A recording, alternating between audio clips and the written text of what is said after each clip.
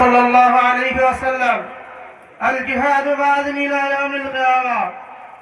আজকের সমাবেশের সংগ্রামী সভাপতি হযরত উলামায়ে কেরাম, তলাবায়ে ইলম ও সর্বশ্রেণীর তাওহীদি জনতা, বক্তব্য অনেক হয়েছে, অনেক শুনেছে, এখন আর বক্তব্য দেওয়ার সময় নাই।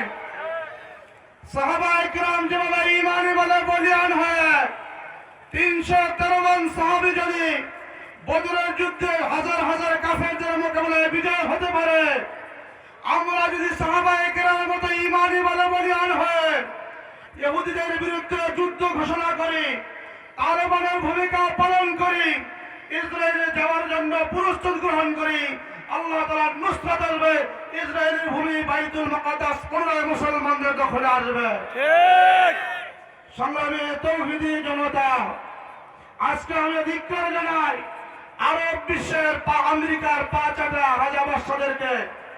আজকে মুসলমানদের পক্ষে একটা কথা বলার শক্তি রাখে না।